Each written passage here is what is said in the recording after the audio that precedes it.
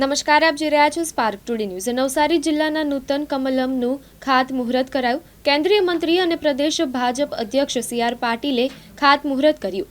24,000 ફૂટની જગ્યામાં નિર્માણ પામશે નૂતન કમલમ।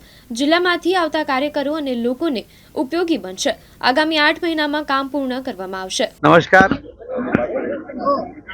માનનીય પ્રધાનમંત્રી શ્રી નરેન્દ્ર મોદી સાહેબના નેતૃત્વમાં માન્ય ગૃહમંત્રી શ્રી અમિતભાઈ શાહ સાહેબ જ્યારે રાષ્ટ્રીય અધ્યક્ષ હતા ત્યારે જેમણે દેશના 700 જિલ્લામાં ભારતીય જનતા પાર્ટીનું કાર્યાલય કમલમ નવેસરથી બાંધવું જોઈએ, થોડી વિશાળ જગ્યામાં બાંધવું જોઈએ, થોડું શહેરથી દૂર બાંધવું જોઈએ, એ પ્રકારના સૂચનો સાથે એમણે કામ શરૂ કર્યું હતું।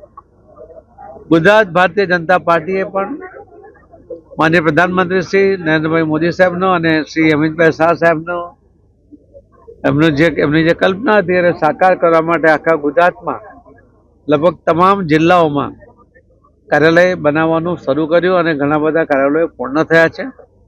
નવસારીમાં માન્ય શ્રી મંગુભાઈ પટેલ જ્યારે અહીંયા કેબિનેટ મંત્રી હતા ત્યારે જ એમણે કાર્યાલયનું નિર્માણ કર્યું હતું, પણ હવે જે રીતે શહેરનો અને પાર્ટીનો વિકાસ થયો છે તે જોતા થોડા મોટી જગ્યામાં લોકોની સુવિધા માટે કાર્યાલયની આવશ્યકતા હતી। આજે લોકોના સહકાર સાથે ભાઈ શ્રી અજીતભાઈના પણ એમાં જે મદદ મળી છે એના કારણે આ કાર્યાલયની જગ્યા લેવામાં અમને અનુકૂળતા થઈ છે। આજે એનું ખાતમુહૂર્ત કર્યું છે અને લગભગ 8 મહિનાથી 1 વર્ષની અંદર આ કામ પૂર્ણ થાય એના માટેના અમે પ્રયત્ન કરવાના છે।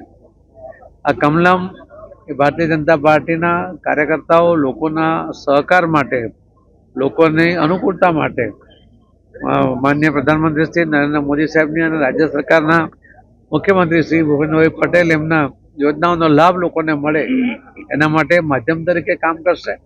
લોકોને અનુકૂળતાને કારણે એમને પણ ખૂબ લાભ એમાંથી મળશે એવો મને વિશ્વાસ છે। આજે હાઈવેની નજીક આ કાર્યાલયને કારણે આખા જિલ્લામાંથી પણ લોકોને અહીંયા આવવું અને પાર્કિંગની વ્યવસ્થા સહિત બધી અનુકૂળતા રહેશે એવો મને વિશ્વાસ છે।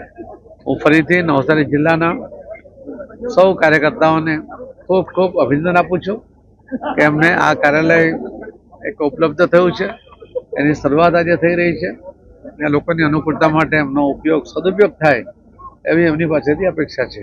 ધન્યવાદ।